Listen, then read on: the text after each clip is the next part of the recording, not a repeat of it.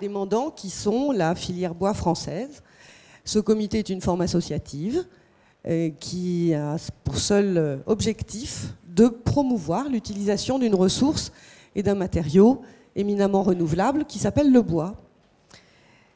Matériau évidemment naturellement environnemental, et à l'heure du Grenelle de l'environnement, il importe effectivement pour nous CNDB, et c'est la raison de ma présence ici ce soir et de la présence de notre conférencière, il importe pour nous de se mobiliser pour offrir des solutions constructives, des solutions architecturales surtout, qui soient à faible impact environnemental. Et il importe évidemment de mieux connaître et de comprendre le rôle que le bois peut et doit jouer dans l'architecture.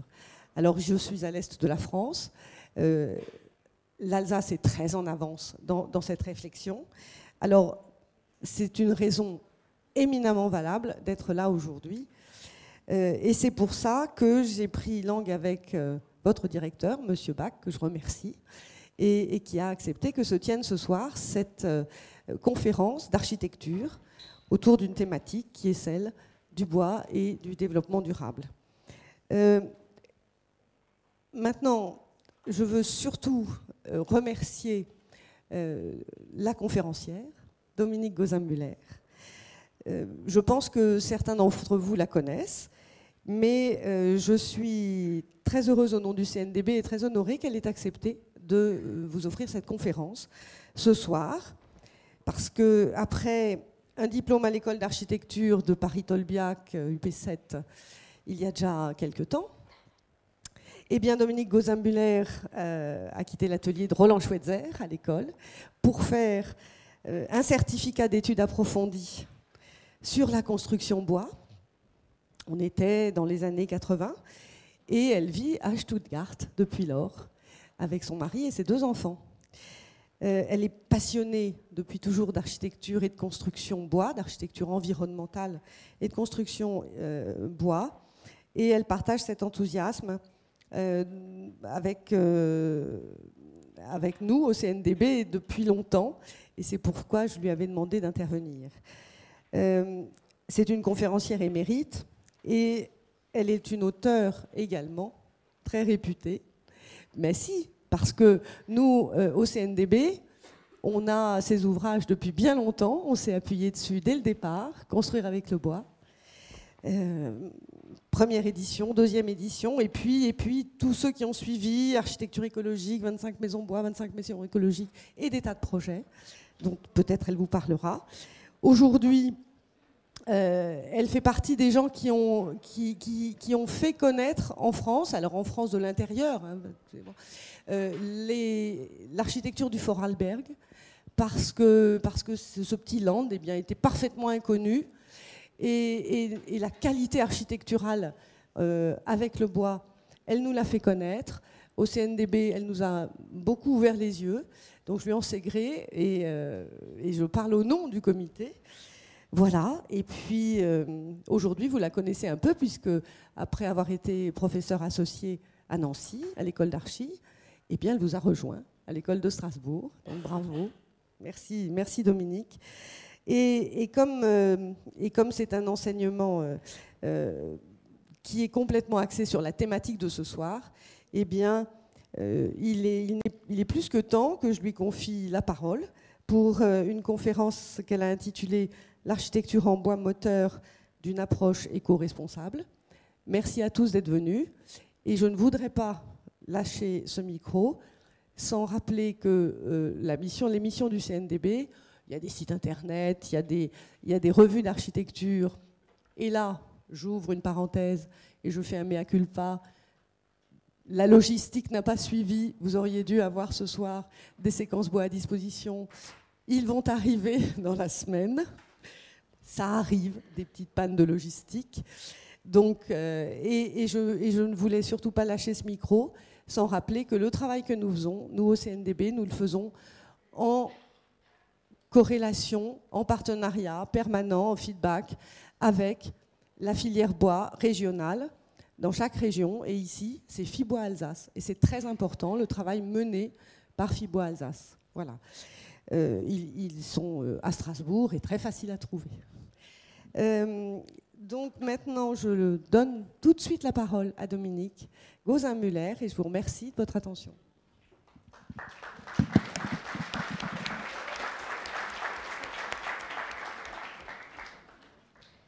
Merci Marion pour cette introduction amicale. C'est vrai que ma collaboration avec le CNDB date de très longtemps.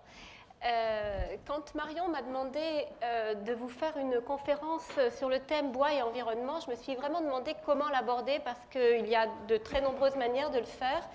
Et j'ai décidé de choisir 6 thèmes et sur chacun de ces thèmes, des thèmes que vous n'abordez peut-être, enfin, que vous n'avez peut-être pas l'habitude d'aborder ou pas l'idée d'aborder sur ces sujets. Et à chaque fois, de vous éclairer ce que j'en pense à partir d'un projet. Alors certains projets ont été publiés dans certains de mes livres, mais même pour ceux qui ont été publiés, vous verrez pratiquement toutes les photos, c'est moi qui les ai faites, donc je pense que même pour ceux qui connaissent les livres, ça peut être intéressant. Parmi les thèmes, le premier thème, ça va être architecture en bois et approche éco-responsable. Vous verrez comment, dans une petite maison de vacances finlandaise, on arrive vraiment à avoir cette approche tout à fait minimaliste de décroissance conviviale ou de sobriété heureuse. Comment aussi l'architecture en bois est très proche de la nature. Ensuite, on verra bois et culture constructive pour voir un petit peu comment l'architecture en bois, la construction en bois peut s'appuyer sur cet autre pilier du développement durable qui est la culture, la transmission des savoir-faire. Ensuite, nous verrons bois et énergie. Alors d'abord le bois et l'énergie sur un projet bioclimatique et ensuite bois et énergie sur un projet beaucoup plus ambitieux, beaucoup plus grand aussi par sa taille, qui est un projet avec le label Habitat Passif. Et ensuite, nous aborderons un autre thème que je trouve important, c'est le développement local autour de la filière bois. D'abord, en partant de l'exemple du Vorarlberg dont Marion a parlé, et c'est vrai qu'il y a au moins, oui, il y a déjà une dizaine d'années que je fais de la pub entre guillemets pour ce petit land autrichien. Et pour terminer, et là les dernières images ne seront pas de moi, ce seront des images qui nous viennent du Cameroun. C'est un ami qui est maître charpentier à la retraite, un ancien du CNDB d'ailleurs, qui a construit une église avec 10 personnes en autoconstruction au Cameroun. Vous verrez que c'est un projet magnifique, un projet d'envergure. Si je commence avec cette image d'un charpentier allemand sur son tour de... Ah.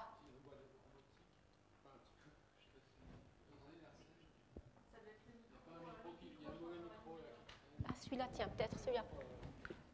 Non, mais tu as raison. Est-ce que c'est mieux comme ça? Non. Ah. Et là, c'est mieux? Parce que là, il éteint celui-là. Là, c'est bien? OK. Donc, je commence par les artisans parce que vous savez sans doute qu'avant le Grenelle de l'environnement, il nous manquait déjà à peu près 400 000 artisans dans le bâtiment. Depuis le Grenelle de l'environnement que Marion évoquait tout à l'heure, avec en particulier le rapport Jourda auquel j'ai également participé, nous avons besoin de 200 000 artisans de plus. Donc 400 plus 200, ça veut dire qu'aujourd'hui, nous avons besoin de 400 000 artisans. Nous ne ferons pas l'architecture écologique dans les années, les décennies qui viennent sans ces artisans. Nous ne le ferons pas non plus si nous ne revalorisons pas le travail manuel, en particulier le travail des charpentiers qui ont une très grande qualité et aussi souvent un très grand engagement dans leur travail. Donc c'était un hommage à ces ouvriers extrêmement qualifiés. Alors, bois et démarche éco-responsable, une petite maison de vacances sur l'archipel de Turku, qui a été terminée il y a à peu près 2-3 ans, construite par un couple d'architectes, Pia Elin et Timo Salmela, c'est tout à fait typique des cottages des Finlandais, c'est-à-dire que souvent, ils habitent dans une des villes, soit à Helsinki ou à Tampere, et puis ils ont dans l'archipel soit celui de Turku, soit celui de Helsinki, sur une île où souvent il n'y a ni l'eau ni l'électricité, une petite maison dans laquelle ils passent leurs vacances et puis leur week-end du printemps et de l'automne. Le nord est ici, donc, vers là, donc ils sont tournés vers le sud en particulier, sud et est, et puis aussi avec une petite ouverture à l'ouest. Donc voilà ce que ça donne de l'extérieur. Donc au niveau intégration à la nature, vous voyez que c'est quand même assez optimal. C'est construit sur des rochers en granit. En respectant tous les arbres qui étaient présents sur le site, c'est essentiellement des pins, tous ont été conservés. Cette ouverture à la fois vers le paysage, cette manière de se poser très très précautionneuse sur le terrain naturel. Kimmo Salmela, qui a beaucoup travaillé, donc à peu près 70% du bâtiment était en autoconstruction, a dit qu'il avait cherché vraiment très très longtemps l'emplacement juste des bâtiments par rapport à ce qu'ils avaient trouvé sur le terrain quand ils étaient arrivés. Donc voilà le plan, c'est une maison qui est en 3 parties, donc ça c'est la partie principale avec le séjour, une véranda vers le sud. Ici, une toute petite chambre pour le couple, et puis là, seulement 2 lits superposés, qu'on verra tout à l'heure pour les 2 filles. Là, il y a la remise, le tas de bois, et puis ici, les toilettes sèches. Ici, c'est le sauna, et puis là, une chambre d'amis. Vous voyez, pas de salle de bain, vraiment le minimum. Et ce qui est très, très intéressant sur cette maison, c'est la manière dont ils ont joué avec la forme du terrain. Donc vous voyez, de ce côté-là, il y a des rochers affleurants. Ça fait un espèce de petit microclimat sur l'arrière de la maison, côté ouest. Les pierres chauffent et j'y ai passé 2 jours en juillet. Je faisais un reportage avec une équipe de télévision et vous voyez la fille aînée du couple prenait un bain de soleil en maillot de bain et nous qui passions d'un côté à l'autre, on avait nos pulls verts parce que sur l'autre côté, on avait les vents de la mer et c'était vraiment très frais. Il y avait vraiment entre le devant de la maison et l'arrière de la maison, presque une dizaine de degrés de différence. C'était vraiment impressionnant, je n'avais jamais vécu ça à ce point-là. Là, vous voyez la manière dont ils se sont posés très précautionneusement sur le sol. Vous voyez aussi, on va en reparler plus tard, la récupération des eaux de pluie. Donc ça, c'est une vue depuis ici. Ça, c'est une vue de ce côté-là. Ça, c'est une vue par là, sur l'arrière, où on voit les 2 bâtiments en enfilade avec cette petite cour intérieure très, très protégée. Et cette vue-là, elle est prise depuis la remise dans ce sens-là. Voilà l'intérieur donc, de la pièce à vivre, où ils ont découpé une fenêtre pour qu'à table, on puisse voir la mer, enfin l'archipel. Le coin repas, la chambre des parents, avec c'est pareil aussi ces ouvertures horizontales au niveau des yeux, les 2 lits superposés. Et tout ce travail très fin sur la pénétration de la lumière, c'est quelque chose qui est assez fascinant en Finlande. Alors je sais que c'est des gens qui souffrent beaucoup de ne pas avoir de lumière naturelle pendant presque la moitié de l'année, mais celles qu'ils ont, ils ont vraiment un très, très grand travail qu'on connaît déjà depuis Alvar Aalto en particulier, mais Gulliksen l'a repris, et Pietulé et d'autres. Au niveau des bois utilisés, donc vous avez la charpente et la structure des murs est en épicéa. C'est pas très épais comme section parce qu'ils n'y sont pas en hiver, donc ils ont seulement 48 par 123, donc ça fait à peu près ça. 10 cm de cellulose entre les montants et puis devant 25 mm de fibres de bois, donc c'est pas très isolé. Du pin, le pin c'est l'arbre que vous voyez tout autour de la maison pour le parquet, les fenêtres, le bardage et la terrasse. Et les architectes étaient très embêtés de me dire que bon, ils n'avaient pas osé mettre du pin normal, donc ils avaient traité au volmanite. Alors le volmanite, il faut quand même savoir que c'est bien mieux que les sels CCA, qui théoriquement sont interdits en France depuis quelques années. Le volmanite, c'est à base de cuivre et de sel de bore. Les meubles de cuisine sont en bouleau, c'est du contreplaqué de bouleau, donc aussi un bois local. Et puis l'intérieur du sauna, lui, est en tremble. Le tremble, c'est une variété de peuplier rétifié, c'est-à-dire chauffé.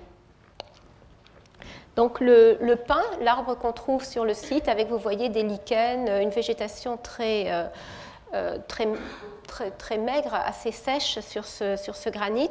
Et ça, c'est la construction d'un autre bâtiment juste à côté, mais qui est fait sur le même principe. Donc, dans le granit, il creuse un puits. Ensuite, il verse du béton avec une armature qui permet de faire des pilotis. Ensuite, ils ont une structure avec toujours la même section de bois. Et puis, ils ont par très très classique, un pare-pluie côté extérieur et puis un frein de vapeur côté intérieur. C'est encore plus ou moins autoconstruit. Ce type de cottage est très souvent autoconstruit par les Finlandais. Au niveau de la finition des bois, ils utilisent à la fois en Suède, en Finlande, dans la plupart des pays scandinaves, on utilise une lasure qu'on appelle le rouge de Falun. C'est des pigments à base d'oxyde de cuivre, et puis autrement c'est de l'huile de lin et de l'essence de térébenthine. C'est quelque chose de très très ancien. Il y a beaucoup de mines de cuivre en Suède et en Finlande, ce qui explique pourquoi ils utilisent ça. Quelquefois la base c'est aussi de l'amidon, donc c'est des lasures qui sont vraiment sans aucun problème. S'il y a un petit éclat, on remet une couche et puis c'est terminé. Et là, Timo me fait remarquer que c'est pratiquement la même couleur que celle de l'écorce des pins. Ça, c'est une vue sur la véranda qui mène au séjour et qui sert de tampon thermique pour que le séjour soit bien protégé. Au niveau de l'énergie, alors pour l'électricité, ils ont une petite batterie qui ramène de la ville quand ils viennent passer le week-end, parce qu'ils ont 2 filles de 8 et 12 ans qui aiment quand même bien regarder la télé de temps en temps, mais pour le reste, pour s'éclairer, c'est des lampes seulement, des lampes à pétrole. Ça, c'est le poêle dans le sauna, puisque le sauna sert en même temps de salle de bain. Ça, c'est un petit poêle au mazout, mais vraiment, il est petit, hein, ça fait 30 litres. Là, vous voyez la réserve dessous. Et puis ça, c'est la cheminée. C'est une cheminée horizontale, comme dans les bateaux. Et puis là, vous voyez la réserve de bois bien empilée, qui fait déjà partie de l'architecture. Au niveau de l'eau, ils récupèrent l'eau de pluie pour tout ce qui est vaisselle, nettoyage des patates. Et puis, ils ont ici une bonbonne, 20 à 25 litres par jour. Donc, c'est vraiment une manière très économe de vivre, ce que j'ai appelé donc de la sobriété heureuse à la décroissance conviviale, puisqu'ils ont même les toilettes sèches. Et puis, donc, ils mettent des écorces dedans. Et puis, avec ce qu'ils récupèrent, et ils font le compost pour leur jardin qui est situé derrière et dans lequel poussent les patates que Timo était en train d'éplucher tout à l'heure. Et quand on discute avec les architectes finlandais, ce qui est étonnant, c'est qu'ils n'ont pas du tout l'impression de faire de l'architecture écologique. Pour eux, c'est tellement naturel de vivre de cette manière très sobre que non, c'est presque à nous, Français, qui demanderaient comment on construit écologique. Architecture en bois et nature, alors deux projets pour illustrer ça, 2 projets d'un architecte qui s'appelle Olavi Koponen. Le premier, c'est une villa aussi sur l'archipel de Turku, sur une presqu'île, aussi autoconstruite par l'architecte il a pris 1 an quasiment pour l'autoconstruire. Avec une forme de fer à cheval, avec ici un tube, enfin l'équivalent un peu d'une espèce de grand baquet, de mini-piscine, si vous voulez, une cheminée qu'il a aussi maçonnée lui-même. Donc voici le type de paysage. Voilà comment c'est intégré avec là encore les arbres très proches, quelquefois des arbres qui traversent. Cette manière de venir poser le bâtiment sans rien toucher. Quelques détails, toujours sur la pénétration de la lumière à l'horizontale ou avec des fines verticales. Et puis on décolle la couverture. Le sauna avec un type de bardage traditionnel en peuplier ou en tremble, en bardeau, avec une structure assez rugueuse. Et puis ce que ça donne dans le soir rasant. Et voilà, Olavi Koponen, donc vous voyez, c'est un vieux monsieur très joueur, très rieur, qui a fait cette maison il y a une dizaine d'années et qui en garde beaucoup de plaisir. Mais il fait aussi des maisons de ville, comme cette maison qu'on appelle la Villa Lena. C'est une maison qui a deux visages. Donc, côté rue, vous voyez, les propriétaires ont... je crois que c'est une Porsche et une Mercedes. Ça, c'est la partie bureau. C'est un endroit relativement... oui, enfin, un petit peu à l'américaine, mais il y a quand même des maisons à peu près il y a une dizaine de mètres entre deux maisons. Mais ils ont su garder des aménagements, des abords autour encore très sauvages. Donc ça, c'est l'arrière de la même maison. Donc d'un côté, c'est la ville, et puis de l'autre côté de la maison, quand on l'a traversée, on est quasiment, c'est quasiment des scouts, quoi. Là, ils sont en train de faire des crêpes sur le feu de bois.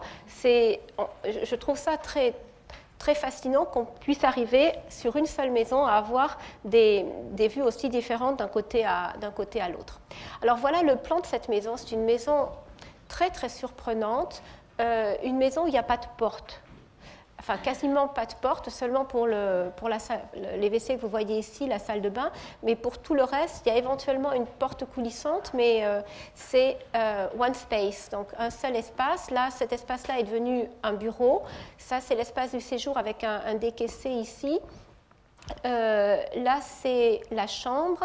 Le sauna, bien sûr, puisqu'on est en Finlande, et puis ici la partie, une autre chambre, et la partie bureau dont je vous parlais tout à l'heure. Et ça, c'est cette grande terrasse avec une pergola dessus qu'on voyait tout à l'heure du jardin. On arrive petit peu, enfin on tourne autour de la maison, donc voilà l'arrivée sur la partie bureau, on voit un petit peu, on devine la maison derrière, l'entrée avec une balancelle, ça c'est le côté, et là la parcelle s'arrête presque, donc c'est vraiment tout proche du voisin. Ça c'est pris du jardin du voisin qui est beaucoup plus...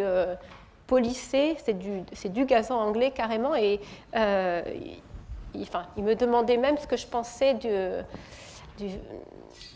du côté sauvage du jardin de ses voisins, que personnellement je trouve très agréable. Et surtout, cette maison a une très grande qualité d'usage. Vous avez vu, c'est une maison qui est assez découpée, et au niveau des espaces d'extérieur, par exemple, chaque espace extérieur est fait par rapport à une heure de la journée, par rapport à une activité. Là, devant, donc l'entrée est ici, ils ont cette balancelle qui est à l'est, donc très bien le matin pour lire le journal ou ensuite pour discuter un petit peu, converser avec les voisins. Ici, donc ça, ce que je viens de vous montrer, c'était la balancelle qui se trouve ici. Là, vous avez cet autre petit coin. Vous voyez, quand on est de l'intérieur de la maison, voilà ce que ça donne. En fait, c'est assez étroit, mais quand même, ça amène une profondeur à cette maison qui est assez petite. Et comme la partie terrasse proprement dite dépasse à l'est aussi, c'est un petit coin pour prendre le petit déjeuner le matin. La terrasse, la grande terrasse qui, elle, donne vers le sud-ouest, vous voyez différentes impressions et surtout les transparences que ça donne à la fois sur le séjour, ici sur la chambre, et puis la table, elle a été tout simplement dessinée. Il restait dans la douche, il y a des grands carreaux de marbre. Il en restait 2 et ils ont fait la table autour. Donc une manière très presque ludique d'aborder l'architecture, une manière très décontractée, mais une manière qui part vraiment de l'usage et du plaisir qu'on peut avoir à habiter dans cette maison. Donc voilà le jeune couple qui y habite maintenant et Olavi Koponen. Au départ, Olavi l'avait construit pour lui. C'est un architecte qui a un parcours très étrange. Il a travaillé dans un chantier naval quand il était jeune. En plus, comme il était activiste communiste, il était très engagé dans les syndicats. Il est allé à Moscou pendant quelques années pour faire de la politique. Il est rentré à 30 ans pour étudier l'architecture. Il a travaillé comme architecte, je dirais un architecte classique pendant une dizaine d'années. Et puis, il a eu, il y a quelques années, un infarctus, donc un problème de santé assez grave. Et là, il s'est dit, bon, j'arrête de vivre comme je vis jusqu'à maintenant et je ne vais faire qu'une maison après l'autre, à chaque fois avec un thème spécial. Donc il a fait la maison que je vous ai montrée tout à l'heure. Ensuite, il a fait celle-là. Et puis quand il a eu terminé celle-là, il en a commencé une autre qui s'appelle la maison escargot, que je ne vous montrerai pas, mais qui est une maison vraiment toute pensée comme ça, entièrement recouverte de bardeaux à l'intérieur comme à l'extérieur. Voilà la cuisine.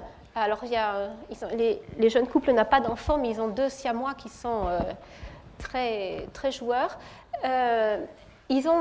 Dans toutes les pièces d'eau de la maison, vous avez ce mélange de couleurs qui apporte une certaine...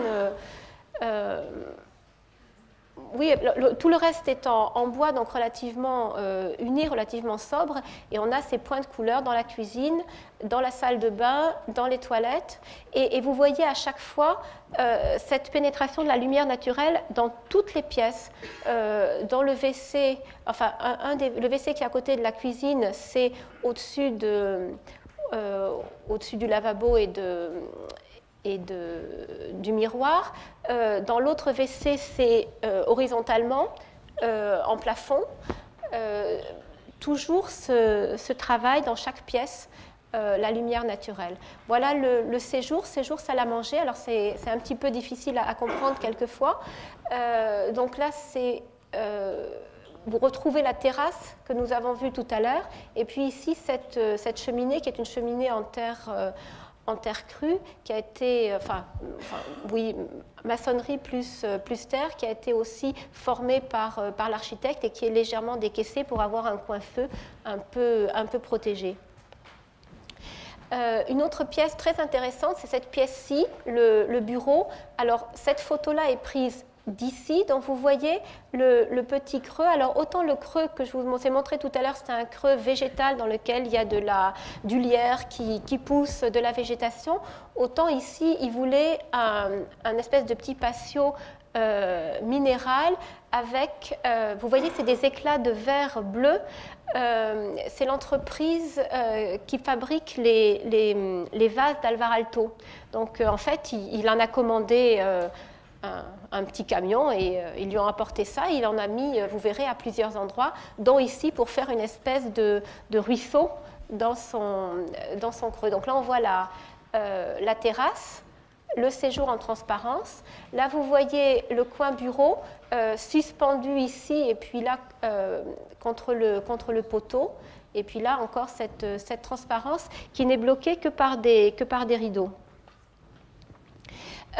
Le même bureau, mais l'autre angle du bureau. Donc vous voyez ce que ça donne avec les menuiseries, elles partent du sol, mais elles s'arrêtent à peu près à 2 mètres de haut. Donc c'est aussi une toute autre manière de faire des ouvertures avec ce que ça donne à l'extérieur et à l'intérieur, le coin préféré du chat. Et là, vous voyez combien le voisin est proche. Et malgré ça, on a une vraie sensation d'intimité dans cette maison. Et là, vous voyez une autre espèce de petit ruisseau, de petites sources, toujours avec les mêmes éclats de verre. Ces éclats de verre que vous voyez ici sortir du petit creux avec un pare-vue, puisque le voisin est très proche. Il l'a aussi utilisé pour le sol. Donc c'est du béton avec quelques éclats de verre et puis des gravillons. Il l'a aussi utilisé pour porter le lavabo devant la salle de bain. Donc ça, c'est de l'autre côté de la maison, ce petit patio tout en longueur planté que je vous ai montré, et puis le chat toujours très, très présent. Ils m'ont vraiment fait penser aux Aristocats de Walt Disney. C'était vraiment tout à fait ça. Ils ne faisaient seulement pas le cœur avec leurs deux queues, mais c'était la seule chose qu'ils ne faisaient pas. La chambre, maintenant, vous voyez qu'elle aussi est séparée seulement par un rideau. Et cette grande ouverture du sol au plafond vers la forêt, et ce que ça donne dans l'autre sens. Donc c'est une maison qui à la fois est étonnamment ouverte pour une maison qui a quand même des voisins assez proches et est quand même intime grâce à la manière dont l'architecte a travaillé sur les écrans. Et puis une dernière image, donc là le sauna et puis ces bouquets de bouleaux avec lesquels on se frotte quand on sort du sauna. Après vous avoir montré donc bois et démarche éco-responsable, bois et nature, on va aborder un autre pilier du développement durable, puisque en fait il y en a 4 au départ dans le rapport Brundtland qui a été écrit en 87, mais dont on a parlé seulement à partir de Rio en 92. Au départ, il y avait 3 piliers. Il y avait l'écologie, l'économie et le social. Et la France, à Johannesburg, au sommet des 10 ans plus tard, a rajouté la culture. Et je pense que c'est une très bonne idée. Pour illustrer bois et culture constructive, j'ai choisi une autre maison. Cette maison-là se trouve dans le Tyrol, dans les Alpes autrichiennes. Elle a été construite par un architecte qui s'appelle Antonius Lanzinger, pour lui-même, pour sa famille. Vous verrez, c'est une très grande famille. Ils sont 5 enfants. Et au départ, il était menuisier. C'est ce qui vous explique pourquoi tous les meubles ont été dessinés avec beaucoup d'amour et beaucoup de talent aussi. Donc ça, c'est le garde-corps de l'escalier. C'est des marches qui sont libres et vous verrez dans quoi elles tiennent. Et je peux vous assurer que quand je montais dessus, je n'étais pas toujours trop rassurée. Alors cette maison, vous voyez à quoi ça ressemble. Dans le Tyrol, 99% des maisons, c'est ça. C'est-à-dire c'est vraiment le chalet en bois, en fuste, empilé au-dessus d'un soubassement en pierre. Lui a décidé de garder le même type constructif, c'est-à-dire des madriers empilés avec un assemblage à mi-bois aux angles, mais avec une forme, une esthétique complètement contemporaine. Les mesures environnementales sur cette maison, c'est d'utiliser le sol au minimum. Vous verrez pourquoi, c'était un sol qui n'était pas très bon, mise en valeur d'une technique traditionnelle et puis l'emploi de bois locaux non traités. Les bois viennent d'une forêt qui se trouve à moins de 15 km et puis chauffage au bois.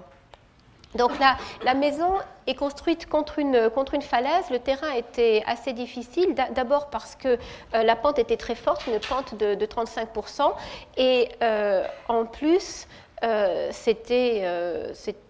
rocher est affleurant, on le voit ici, donc il fallait essayer les fondations coûtent très cher, donc il fallait minimiser la surface au sol, et donc il a choisi de monter. Comme en plus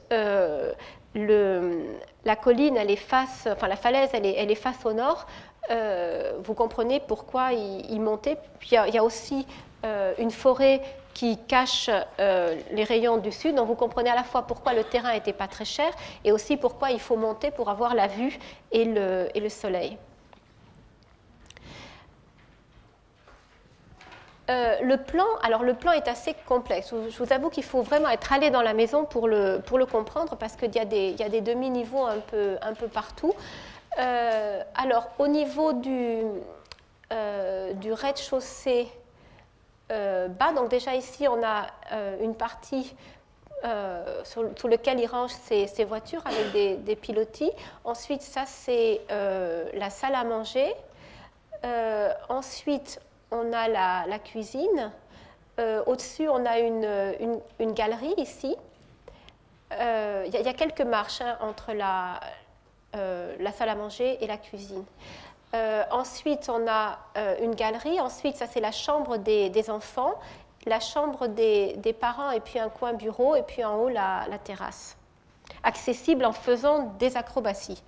Je suis montée dessus, j'étais tout juste rassurée. Ah oui, si, il y a quand même une autre chose que je dois vous montrer, c'est que, et vous allez comprendre pourquoi, le noyau, enfin, tous les fluides, que ce soit l'électricité ou les canalisations, tout est rassemblé au milieu pour que ça soit déconnecté du reste de la structure, et vous allez comprendre pourquoi.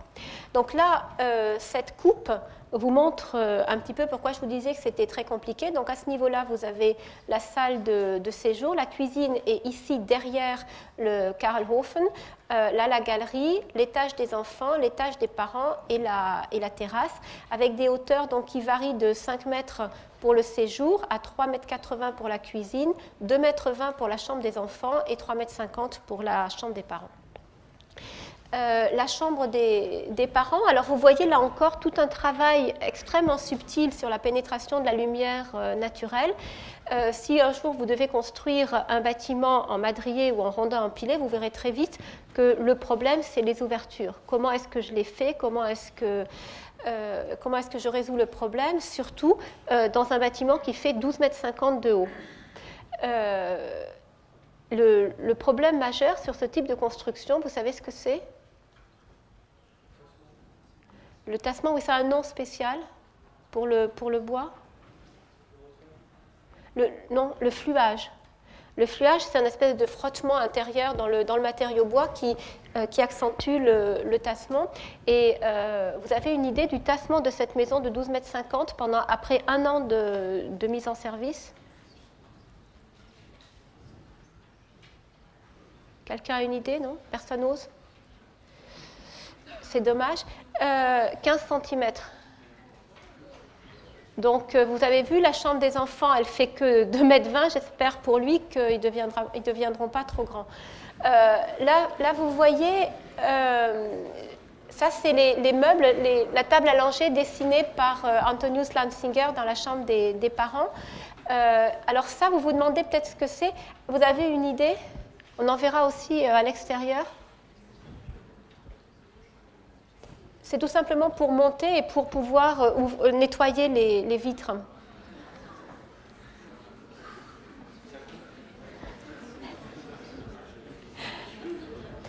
Alors donc, là, vous voyez la manière dont c'est construit. Alors, je vous ai dit que c'était des madriers empilés. J'ai un peu triché. Ce n'est pas seulement des madriers, enfin, c'est bien des madriers empilés, mais vous voyez que c'est des madriers qui ont une rainure et une languette pour assurer au maximum à la fois l'étanchéité à l'air et l'étanchéité à l'eau.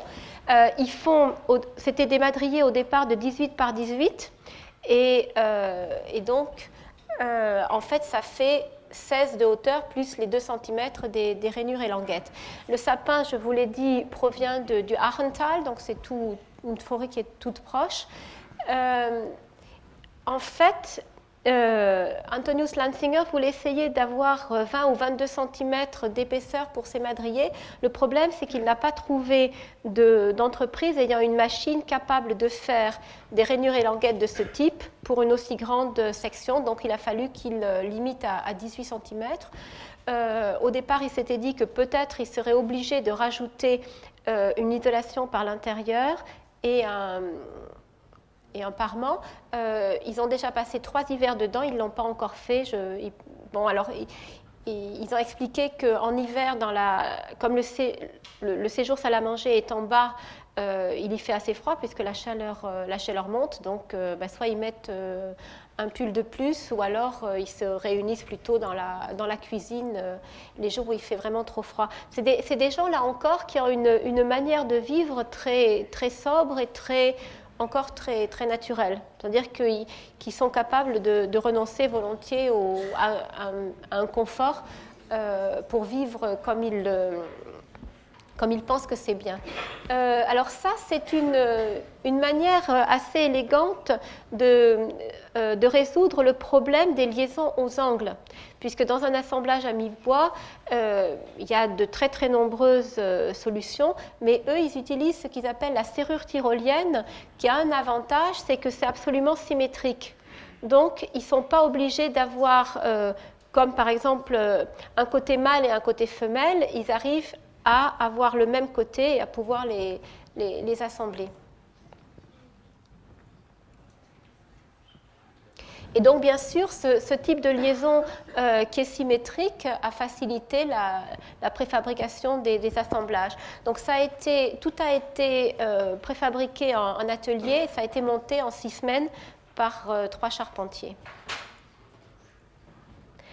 Alors, voilà ce que ça donne. Alors, j'y étais cette année, enfin au printemps.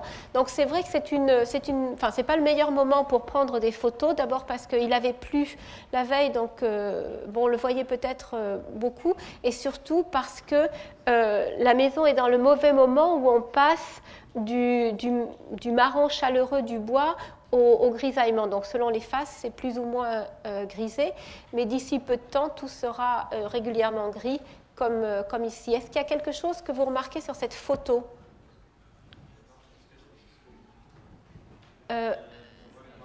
Les marches des escaliers, exactement. Tout à l'heure, vous vous rappelez sur la photo que je vous ai montré, on voyait les marches de l'escalier. Ici, on les voit qui dépassent. C'est des marches qui sont en chêne, alors que le reste est en sapin.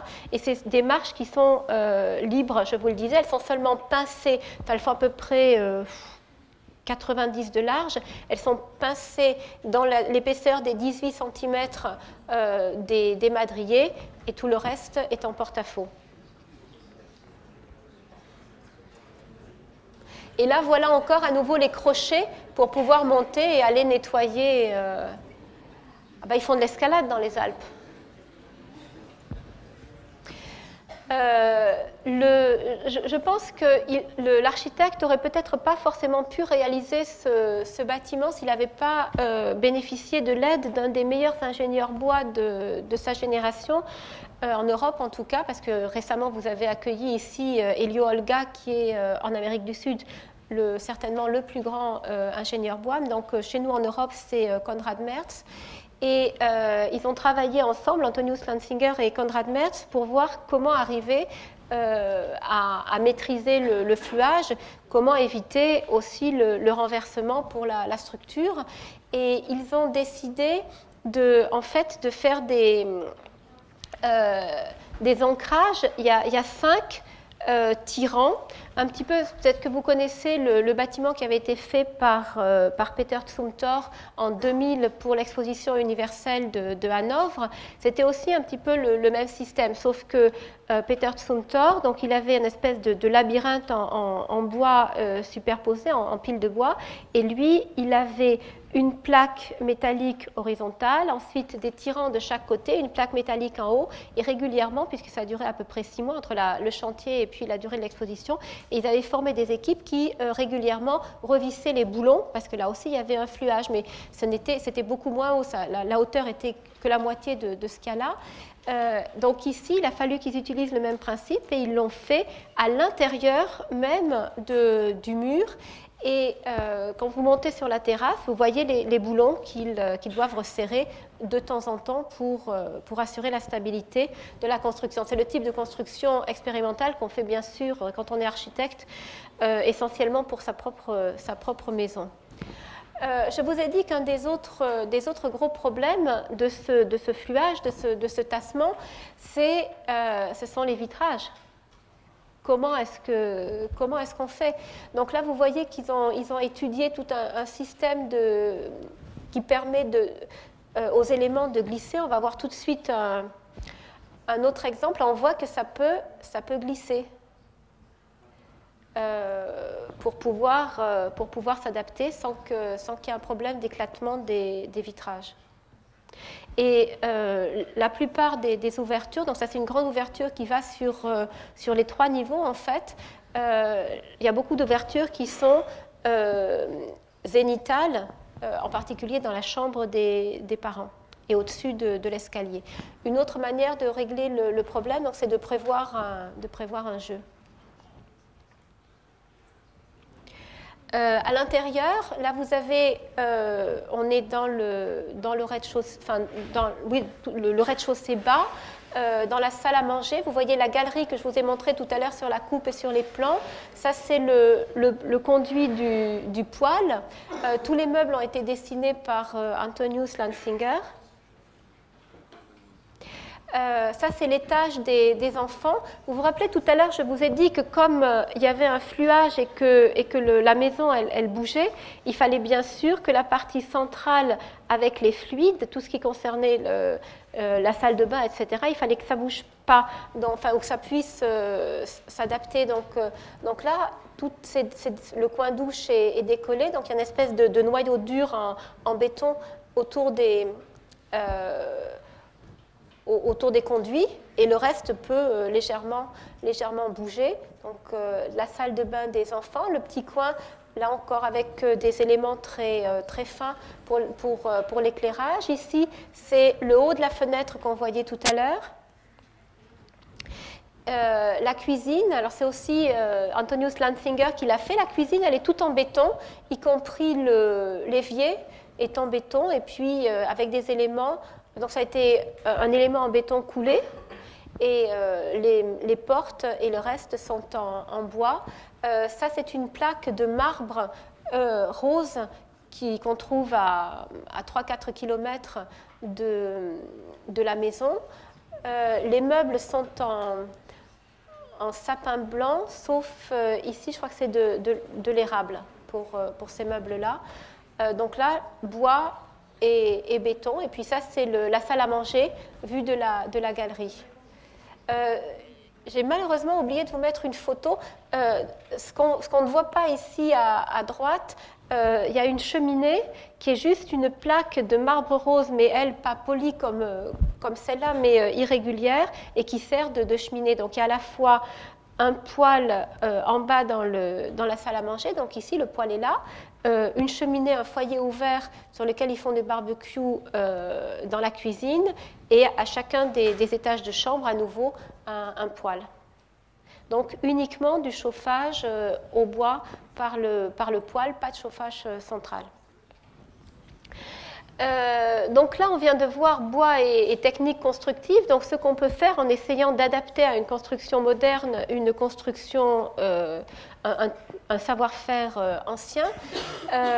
Mais même si on a beaucoup de bois chez nous, et vous savez sans doute qu'en France, comme en Allemagne, en Suisse ou en Autriche, on n'utilise qu'à peu près les 2/3 du bois arrivé à maturité. Donc il faut absolument qu'on lui trouve une utilisation, mais ça n'empêche pas que le bois, même si c'est une ressource naturelle, c'est une ressource dont on va avoir de plus en plus besoin pour se chauffer et pour construire. Donc, essayons d'éviter d'utiliser une quantité massive de bois massif. Essayons de chercher peut-être une optimisation de la matière, par exemple, avec des produits dérivés du bois. Il en existe beaucoup, dont un qui a changé beaucoup le visage de la construction en bois, qui est le carreau. Le carreau, c'est, vous imaginez, le contreplaqué. Vous savez que le contreplaqué, ce sont des plaquages de bois à plis croisés. Le carreau, c'est le même principe, mais avec des plis un peu plus épais et des plis qui sont tous dans le même sens, sauf ici. Ici, c'est un autre type de carreau qu'on appelle le carreau cul, où c'est en général pli dans le même sens, mais de temps en temps un pli dans l'autre sens. Et quand vous voyez ça, vous imaginez facilement pourquoi. C'est tout simplement parce que quand vous avez une chaînette, vous risquez d'avoir ça risque de se fendre ici, donc il faut de temps en temps couturer par un pli dans l'autre sens. Donc ça, c'est une image qui m'a été prêtée par Konrad Merz, qui était l'ingénieur bois de ce bâtiment, qui sont des ateliers municipaux qu'on va détailler tout de suite. C'est un un jeune architecte du Vorarlberg, donc voilà, nous y arrivons dans le Vorarlberg, un jeune architecte qui s'appelle Reinhard Drexel et qui avait construit déjà pour la ville de Hohenems un premier bâtiment tout en béton, qui est la caserne de pompiers. Et la ville voulait faire un deuxième équipement, donc des ateliers municipaux, mais pensait le faire assez loin, en bordure de la ville. Et Reinhard Drexel leur a dit qu'à son avis, il serait plus intelligent de regrouper tous les équipements de cette petite ville et d'utiliser le fond du terrain. Alors là, il y a une voie ferrée, d'utiliser le fond du terrain pour faire un équipement regroupant les services des eaux, la gendarmerie et les ateliers. Il a fait une petite étude de faisabilité, il a pu prouver que ça marchait et il a eu le contrat. Alors, comment est-ce que c'est organisé? Donc, on le voit sur la coupe. Ici, au rez-de-chaussée, il y a les ateliers. Au-dessus, c'est des bureaux. Vous allez voir que c'était important qu'ils puissent être éclairés naturellement sur ce côté-là aussi. Et là, on a le stockage pour les ateliers, tout le matériel qu'on a besoin de stocker. Et l'idée assez géniale de Reinhard Drexel, c'était, alors que normalement, des ateliers municipaux, vous avez souvent une cour un peu en pagaille, quelques bâtiments et puis des garages. Lui, il a fait ce qui sert de cour dans la journée, sert de parking la nuit. Donc ça a été, la largeur a été donnée, la longueur a été donnée par la largeur du terrain, enfin, la largeur du bâtiment a été donnée par la largeur du terrain, et cette largeur-là est donnée par le rayon de courbure d'un camion. La hauteur, elle était donnée ici par le fait qu'avec un Fenwick, on devait pouvoir ranger les choses dans le bâtiment de stockage. Et à gauche, elle était donnée par le fait qu'on voulait pouvoir avoir de la lumière naturelle dans les bureaux. Alors, ce bâtiment-là posait quand même pas mal de challenges. Le premier challenge, c'était comment est-ce qu'on franchit la portée. Je vous ai dit que c'était avec du lami-bois Kerto, donc 39 mm, c'est-à-dire ça fait ça. Pour une portée qui est quand même d'une vingtaine de mètres. Donc c'était une vingtaine de mètres compris les accroches, ce qui était quand même important. Le problème, c'était que en fait, le Kerto aurait suffi, les 4 cm de Kerto auraient suffi pour franchir ça, mais ils avaient ils avaient peur du soulèvement au vent, donc ils ont été obligés de lester la feuille de Kerto. Ils l'ont laissé en mettant des tasseaux ici, et entre les tasseaux, des gravillons, et par-dessus un OSB. Donc le tout fait environ 9 cm d'épaisseur, et ça franchit une vingtaine de mètres. Une autre astuce intéressante, c'est la manière dont ils ont liaisonné les éléments entre eux. C'est des éléments qui font 1,80 m de large par 18 mètres de long. Et en fait, ils ont tout simplement fait dépasser, enfin tout simplement, il fallait déjà avoir l'idée, ils ont fait dépasser l'élément en OSB par rapport à l'élément en Kerto, une fois dans un sens, une fois dans l'autre, et après, ils ont pu couturer et profiter de l'effet de plaque. Un autre problème à résoudre, c'était la reprise des efforts, parce que vous imaginez ce que ça donne quand on a une toiture en chaînette, on a des poussées très très importantes à droite et à gauche, donc ils les ont repris d'une manière différente, ici en faisant des... oui, la pile commence à être morte.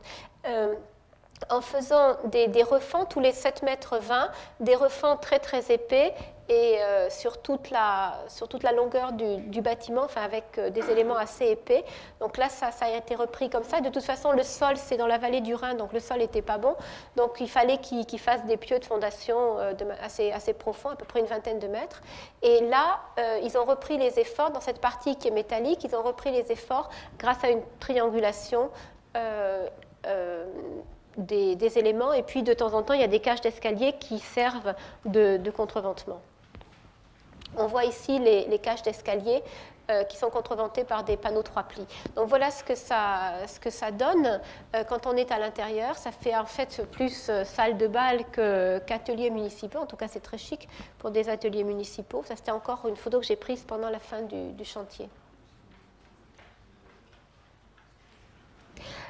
En prêt, il fallait aussi assurer, parmi les problèmes à régler, c'était assurer la liaison entre la partie en bois et puis les deux bâtiments sur les côtés. Donc, ils l'ont fait avec une espèce de poutres treillis, enfin plusieurs poutres treillis les unes à côté des autres, qui font à chaque fois 7,20 m, c'est-à-dire qu'elles reprennent 4 x 8, 32. Elles reprennent à chaque fois 4 éléments de carreau, 4 fois 1,80 m, et à chaque fois, elles ont la rotule sur le refend qui repart dans l'autre sens. Et là, il y a une verrière pour avoir cet éclairage naturel de certains bureaux. En fait, il faut que vous voyez ça comme l'architecte l'a pensé. C'est l'architecte qui a dessiné toutes les ferrures. C'est un architecte qui est vraiment extrêmement... enfin, qui a un vrai talent pour l'ingénierie aussi. Et il l'a pensé comme des mains. Et c'est vraiment comme ça que ça a été réalisé. En fait, ils ont eu sur ce bâtiment-là un problème auquel ils ne pensaient pas, c'est celui-là. C'est-à-dire qu'ils pensaient qu'il y aurait... en fait, le ventre s'est fait sur les 1,80 m. Pas sur la longueur de la plaque, mais sur la petite largeur de la plaque, ce qui fait qu'ils ont été obligés de rajouter ici des boulons pour tenir... voilà, ça c'était une des rares choses qu'ils n'avaient pas prévu, qu'il a fallu qu'ils arrangent sur place. Par contre, ils avaient prévu ici un pas de vis pour pouvoir resserrer s'il y avait un fluage sur les plaques, mais ça, ils ont pour l'instant pas encore. Et c'est un bâtiment qui a déjà une petite dizaine d'années, ils n'ont pas encore eu besoin d'y revenir. Alors, il y avait un autre problème sur ce bâtiment, c'était l'évacuation de l'eau de pluie. La neige, il n'y en a pas énormément. On est dans la partie basse du Fort Albert, on est quasiment au niveau du lac de Constance, donc la neige n'est pas un problème, mais par contre, la pluie en est un. Et là, c'est encore l'ingénieur qui a une idée très astucieuse. Je crois qu'il y a peut-être certains de mes étudiants dans la salle, je leur en ai peut-être déjà parlé, donc ils doivent savoir. Donc, tu vas me dire? Tu te rappelles plus? L'architecte... l'ingénieur, au lieu de les plaques en carreau, elles sont rectangulaires. Elles font 1,80 m par 18 mètres. Eh bien, au lieu de faire ces éléments complètement rectangulaires, il les a fait un peu trapézoïdaux. Enfin, chaque élément était trapézoïdal, c'est-à-dire un peu plus petit sur un des côtés. Et donc, petit à petit, le fait qu'ils soient trapézoïdaux, ça a créé une double courbure dans l'autre sens. C'est-à-dire qu'en fait, sur la hauteur, entre ce point-là et celui-là, il y a à peu près 30 cm de haut. Quand on y est, on ne voit pas la différence, mais ça crée une courbure dans l'autre sens qui rejette l'eau de pluie à l'extérieur de chaque côté. Comme c'est un bâtiment utilitaire, ils n'ont pas vu la nécessité d'y mettre une gouttière. Alors voilà une des cages d'escalier. Vous voyez, on voit bien rien qu'à la manière dont c'est fait que ça contrevente. Donc il y en a 4, je crois. Et maintenant, la question c'était, je vous rappelle que c'est des ateliers municipaux. Donc pour ceux qui ont déjà construit, ils savent que ce n'est pas un budget terrible. Donc là, ils se sont demandé comment faire pour réduire les coûts de construction. Une des choses qu'ils ont fait, c'est de supprimer les chutes. C'est-à-dire de réduire, de faire une économie à la source, faire une économie de matière. C'est pour ça que j'ai appelé ce petit chapitre bois et économie de matière. Donc, ils ont calculé, ils ont tramé tout le bâtiment sur la dimension de fabrication des panneaux Carto. Je vous le rappelle, à l'époque, c'était un 80 par 18 mètres. Maintenant, ils en font aussi de 22 mètres. Mais après, c'est d'autres problèmes comme le transport qui rentrent en ligne de compte. Donc, surtout à une époque où les déchets le traitement des déchets va coûter de plus en plus cher. Chaque fois que vous le pouvez, surtout sur du bois, c'est assez facile parce que presque tout est tramé sur un multiple en général sur un multiple de 60 cm. Essayez de ne pas faire des projets tramés sur 70. Quoi. Enfin, essayez de trouver des trames compatibles aux composants que vous allez utiliser pour éviter les chutes. Le dernier point par rapport à ce bâtiment, c'était comment est-ce qu'on met en place la couverture. Alors ça a duré à peu près une semaine, mais ils ont mis presque 2 jours sur le premier panneau. Est-ce que quelqu'un a une idée des problèmes qu'ils ont rencontrés sur ces premiers panneaux?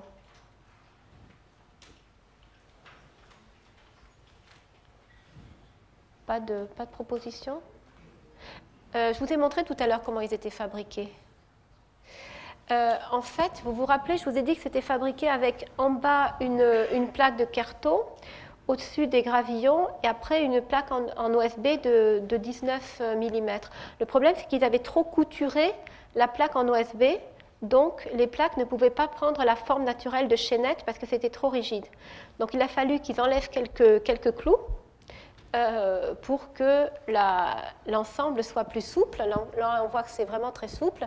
Et après, ils se sont mis en forme, ils ont pris cette forme de chaînette sans problème. Donc, mais bien sûr, c'était quand même toute une technologie pour voir comment on fait après aussi pour enlever les bretelles.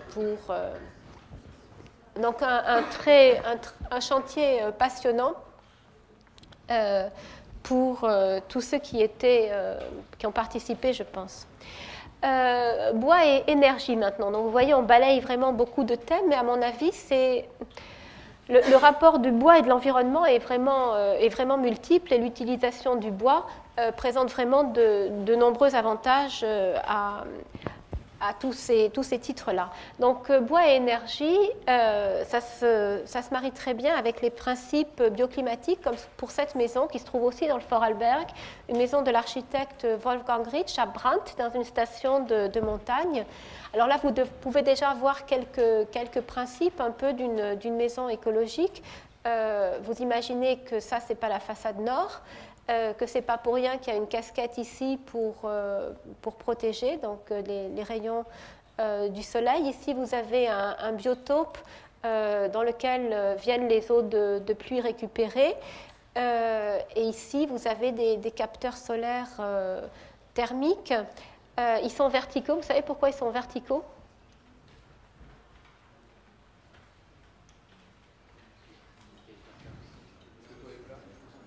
Non, le toit n'est pas plat. Le toit, il est légèrement en pente, comme ça à peu près. Non, c'est parce que je vous ai dit que c'est une station de montagne. Donc, à peu près 4 mois par an, c'est couvert de neige. Donc ce n'est pas très intéressant. Donc, même si là, ils perdent un petit peu parce qu'ils n'ont pas l'inclinaison optimale, ils gagnent parce qu'il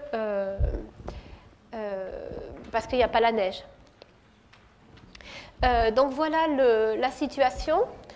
Donc voilà, vous voyez les montagnes, vous voyez le type de construction comme on en voit très classiquement dans le Tyrol ou dans les Alpes, sauf que là, il y a pratiquement toujours des capteurs solaires. Ça, c'est donc notre maison. Les rideaux, ils sont bleu marine, et là aussi, ça joue un rôle...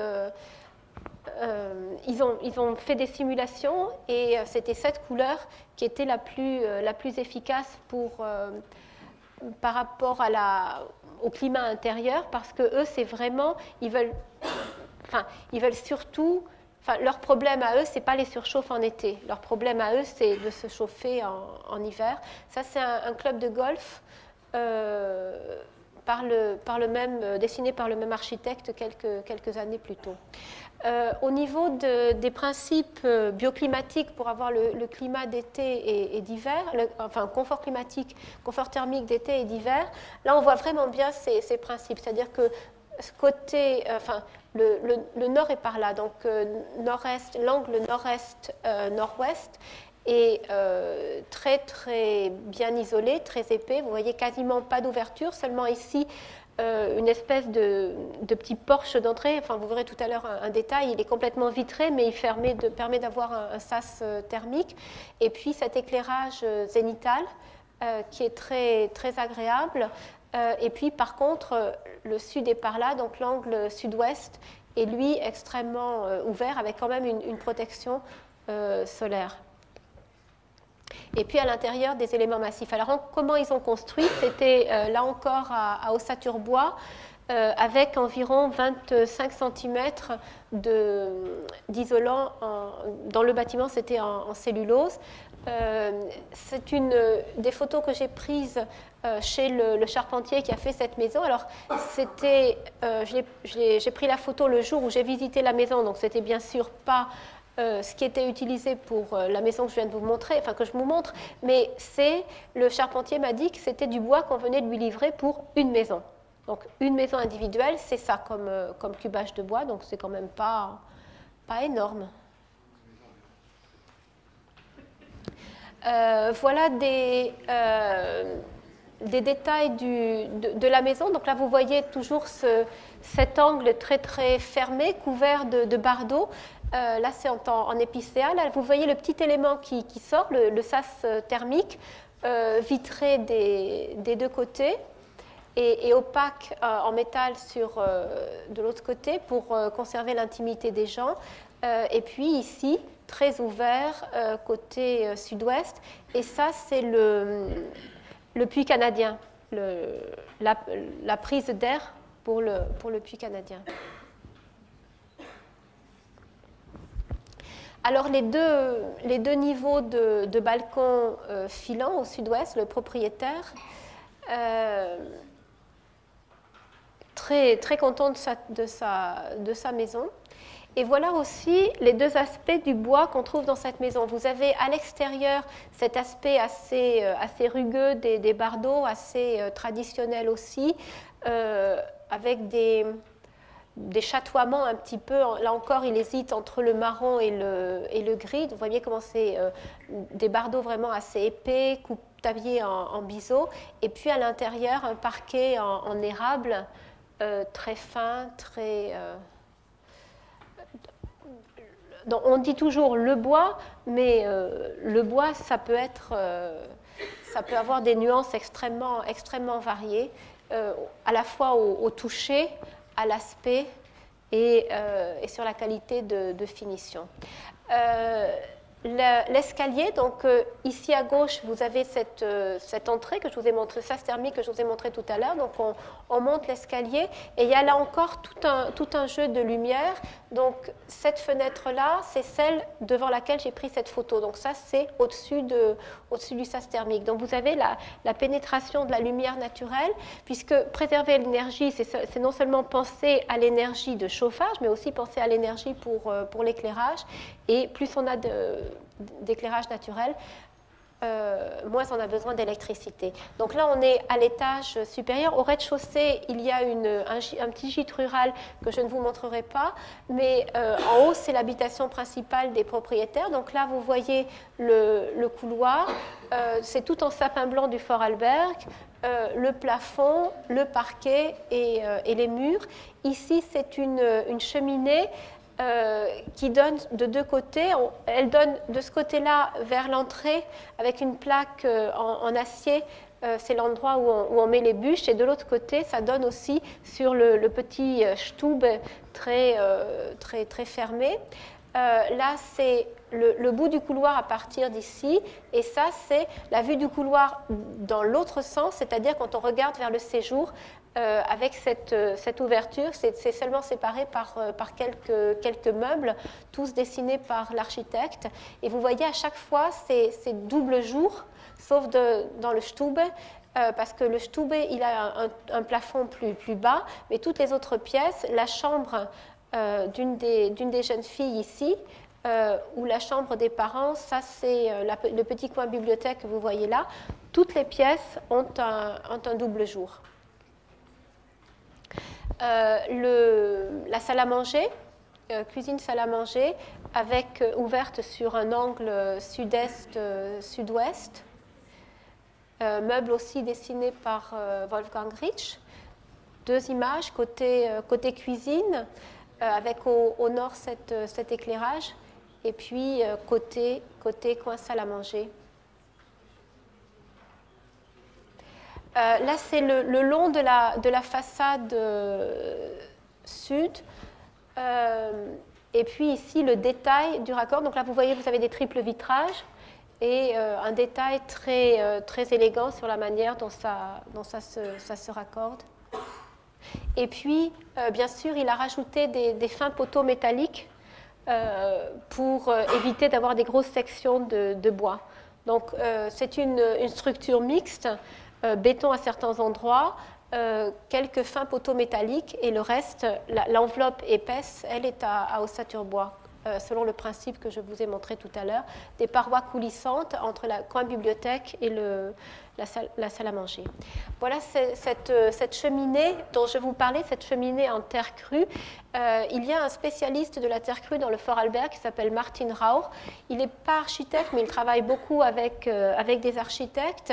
Il fait des bâtiments complètement étonnants pour de la terre crue. Il travaille à la fois avec du pisé, avec des éléments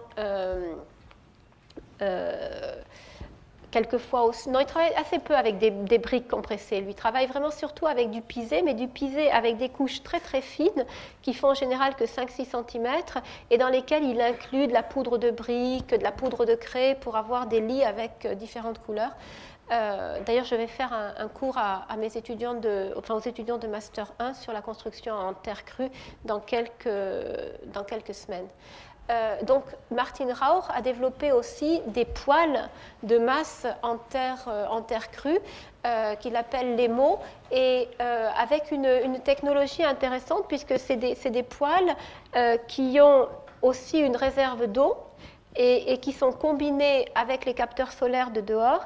Et donc, ces poêles, ils marchent à 50% par rayonnement et pas à 50% pour chauffer l'eau qui après passe dans les serpentins du plancher. Donc c'est un système combiné. Un détail des capteurs solaires. Donc on voit bien comment ils sont intégrés sous le balcon. Et une vue de nuit avec donc les propriétaires, monsieur et madame Schedler, et l'architecte. Ce qui était très sympa, c'est que j'ai passé aussi 2 jours dans cette maison avec une équipe de télévision, puisqu'on a fait un reportage. Et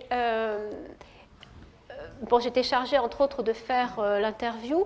Et quand j'ai demandé à la propriétaire si elle regrettait certaines choses sur cette maison, elle m'a dit non, je regrette absolument rien. On avait beaucoup discuté avec l'architecte avant et tout ce dont je rêvais, tout ce dont j'avais envie se retrouve dans la maison. Donc vraiment, je n'ai aucun reproche. Et le propriétaire, lui, est allé encore plus loin en disant depuis que je vis dans cette maison, je me sens plus libre et plus ouvert. Et j'en ai discuté avec l'architecte après qui m'a expliqué qu'il a construit une 50aine de maisons individuelles. Il ne fait pas que ça, il a construit aussi à Dornbirn, donc une des grandes villes du Vorarlberg, le centre de secours, donc il fait aussi des bâtiments d'envergure. Mais en particulier sur les maisons individuelles, il applique une pratique qui est presque entre les constellations familiales, pour ceux qui savent ce que c'est, et une psychoanalyse. Enfin, il prend vraiment un jour entier avec monsieur, un jour entier avec madame, après un week-end avec les deux, enfin, ou une journée avec les deux. Et alors, bien sûr, ça lui prend du temps, mais une fois qu'il a fait ça, le projet qu'il fait, on ne lui fait pas faire des esquisses de A jusqu'à X. La première esquisse qu'il fait, ça correspond à ce dont les gens avaient vraiment besoin, parce qu'il a tout un travail sur non seulement les besoins superficiels des gens ou les besoins sociaux créés par le fait que le voisin il a ça, que je veux la même chose, ou que mon beau-frère a autre chose, mais par les besoins profonds de ses clients. Alors, on commence par faire du bioclimatisme, et quand ça a marché, on passe à l'étape suivante. L'étape suivante, qui est le label Habitat Passif, c'est une consommation d'énergie de chauffage qui doit être inférieure à 15 kWh par mètre carré et par an. Alors ça, le label Habitat Passif, ça a commencé dans à la fin des années 80, en 89 à Darmstadt en Allemagne. Ça a été lancé par le docteur Wolfgang Feist. Au départ, ça a monté assez doucement, et puis tout d'un coup, vers 2000, ça a commencé à prendre de l'ampleur, en particulier grâce au programme Cepheus.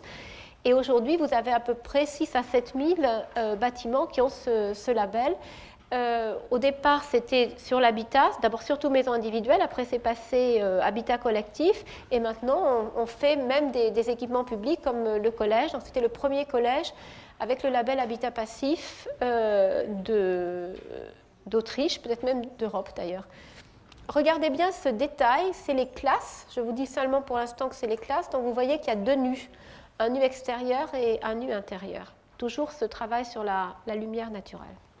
Collège, donc terminé en 2004. Là encore, vous vous rappelez, je vous ai plusieurs fois parlé de Konrad Merz. Il était aussi impliqué dans ce bâtiment. Il y avait un groupe scolaire existant, et puis ils ont rajouté ce bâtiment-là avec... Là, c'est une bibliothèque qui est ouverte à la population certains jours. Ici, vous avez ce qu'ils appellent le aula, qui est la grande salle de réunion, et puis derrière, les classes. Voilà la coupe sur les classes, donc un soubassement en béton. Ils ont travaillé, ils ont creusé le terrain pour avoir des classes, les classes où ils font par exemple le travail manuel, le bricolage, tout ça c'est éclairé en jour direct, mais grâce à un creusement, grâce à un mouvement de terrain. Donc ici c'est un soubassement en béton semi-enterré, mais au-dessus, tout est à ossature bois. Ça, c'est le plan d'eau avec l'eau de pluie récupérée et ça sert pour alimenter les sprinklers.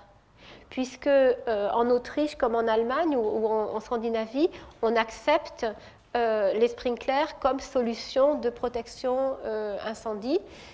Éclairage naturel, bien sûr, éclairage aussi zénital dans la partie circulation. Ça sert aussi de ventilation naturelle avec des testeurs qui font ouvrir les lanterneaux, et puis une toiture terrasse végétalisée. Voilà le plan, donc les classes accessibles par des espèces de petites passerelles qu'on va voir tout de suite. Et ça, c'est la salle principale de réunion qui sert aussi de foyer et de cours de récréation en hiver. Et ça, c'est l'architecte. Vous avez peut-être remarqué, j'ai essayé de vous mettre à chaque fois le visage de l'architecte, parce que tous ces projets-là, derrière tous ces projets-là qui sont très réussis, il y a toujours une équipe qui se cache, et à la tête de cette équipe, un chef d'orchestre qui est extrêmement engagé, parce qu'il n'y a pas de mystère.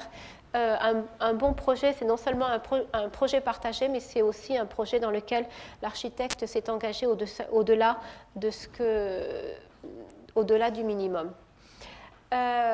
Alors voilà le bassin avec les sprinklers, enfin le bassin alimenté par les eaux de pluie et qui alimente à son tour les sprinklers. Voilà la façade la façade est des classes. Les classes sont orientées est-ouest. Voilà la salle le foyer qui est ouvert, lui, au sud. Et vous voyez ce qu'ils ont fait pour le protéger. Ils ont mis un voile, c'est du cuivre déployé. À votre avis, il y a combien de pourcents de trous dans ce voile? Donc ça, c'est côté intérieur, côté extérieur. 30%. Mais 40, c'était pas mauvais, parce que quand tu le vois de l'intérieur, tu as l'impression, tu as envie de dire 60% presque. C'est très étonnant la différence de vision qu'il peut y avoir entre intérieur et extérieur. Et c'est une peau en cuivre qui est à peu près à 50 cm de la façade. Voilà ce que donne l'intérieur des classes. Donc, les classes sont ici. Alors ne vous étonnez pas, c'est en Bavière ou en Autriche, c'est catholique, donc il y a des croix dans toutes les salles de classe. Il n'y a pas eu la séparation de l'Église et de l'État. Là, vous voyez comment ils règlent le problème du plafond. C'est des panneaux de particules avec un plaquage en bouleau et perforé, bien sûr, pour des raisons acoustiques. Là, vous avez les différents types de matériaux. Revêtement de sol, c'est de la résine polyuréthane. Mobilier en multipli de bouleaux. Plafond, je viens de vous le dire. Et ici, les murs, c'est du MDF teinté dans la masse en noir. Là, c'est une photo prise d'une des petites passerelles qui mènent aux classes proprement dites. Vous voyez que toute la circulation est éclairée zénithal. Et là, regardez bien les épaisseurs d'isolation et vous allez comprendre pourquoi ça peut consommer moins de 15 kWh par mètre carré par an. En toiture, 30 cm de laine de roche.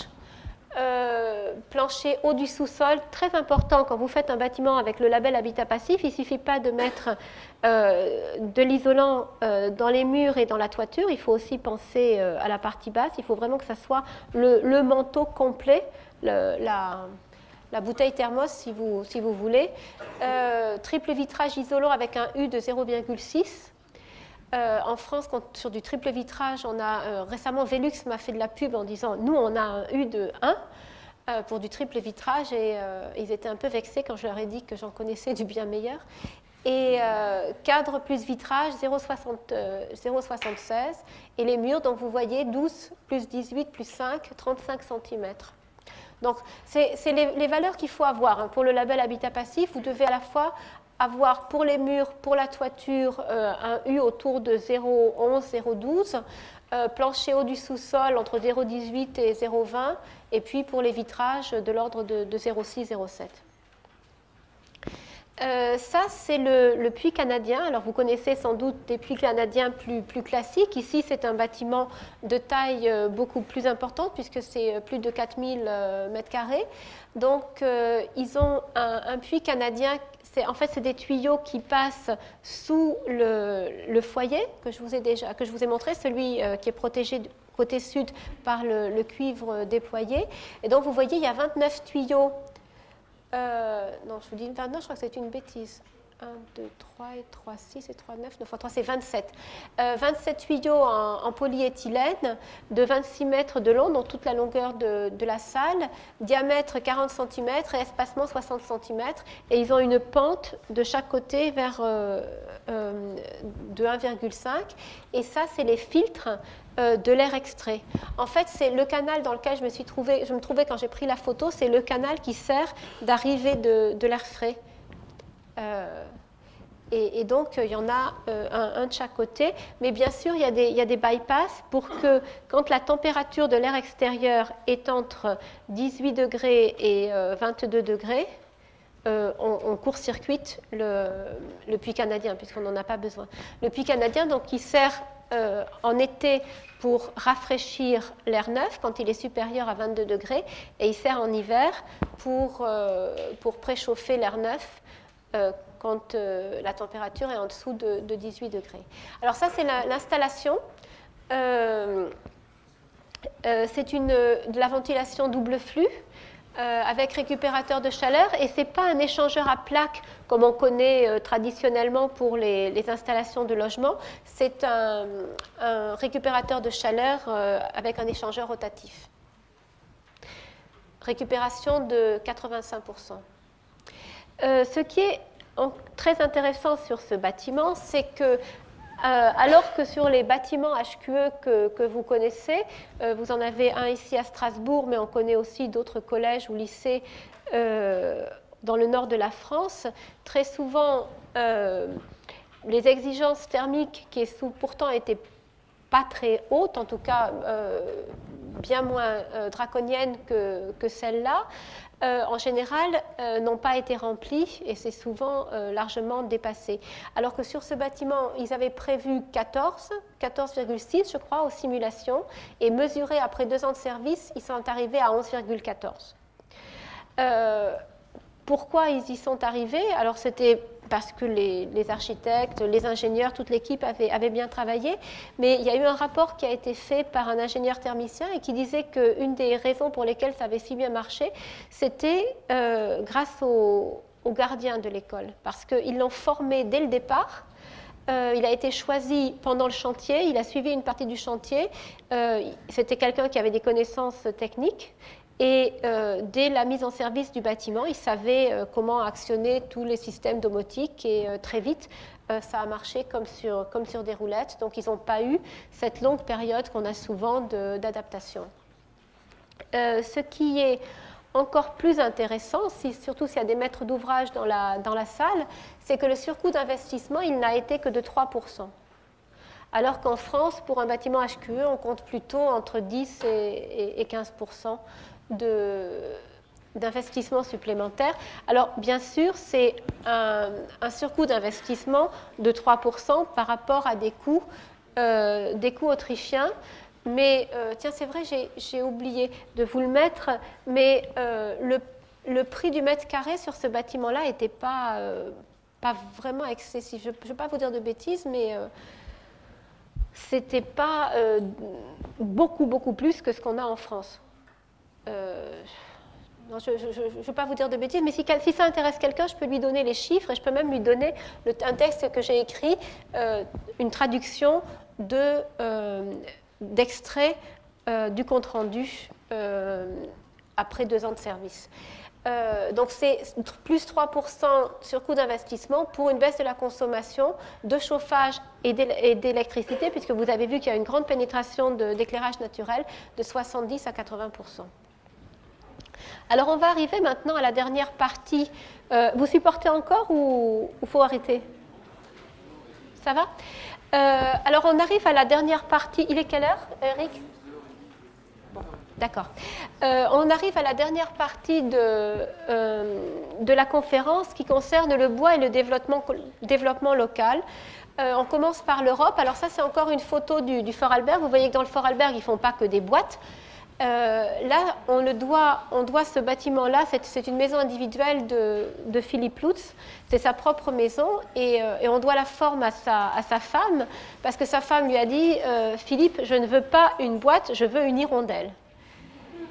Et je trouve qu'il a assez bien réussi, d'autant plus qu'il est parti sur de l'existant, c'est-à-dire qu'au départ, il y avait un pavillon existant, et il a supprimé, enfin, et au-dessus d'un petit pavillon existant, il a remis cet élément en porte-à-faux.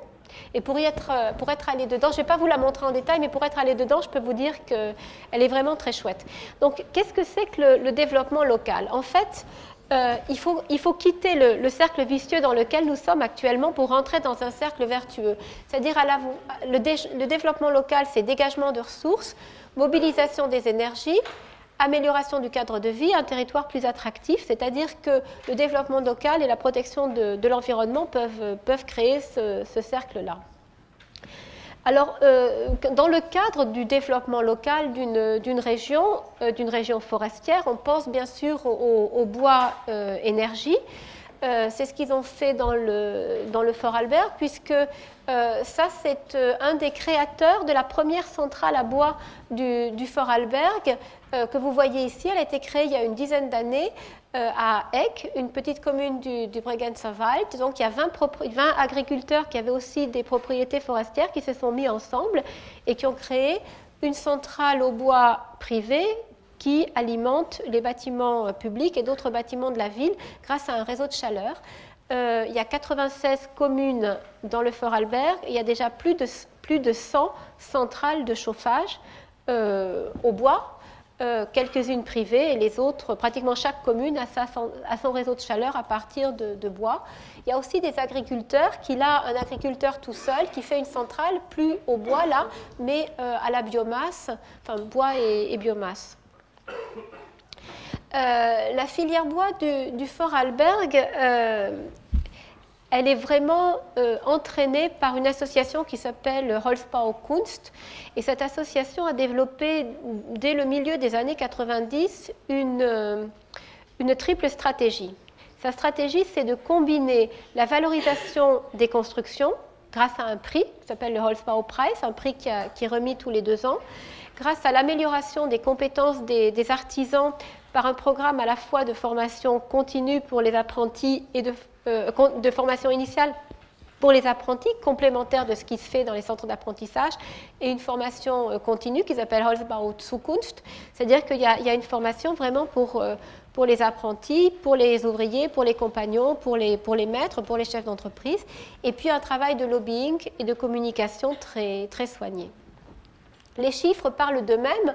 Entre 1997 et 2004, donc vous voyez en 7 ans, grâce aux actions qui ont été très ciblées, enfin, là je n'ai pas mis son nom, mais vraiment l'âme du Holzbau-Kunst, c'est Matthias Amann. C'était un monsieur, un docteur en économie qui travaillait avant à la chambre de commerce du Vorarlberg et qui a vraiment lancé le Holzbau-Kunst. Et vous voyez donc en 7 ans, la part du bois dans le bâtiment est passée de 5 à 10%.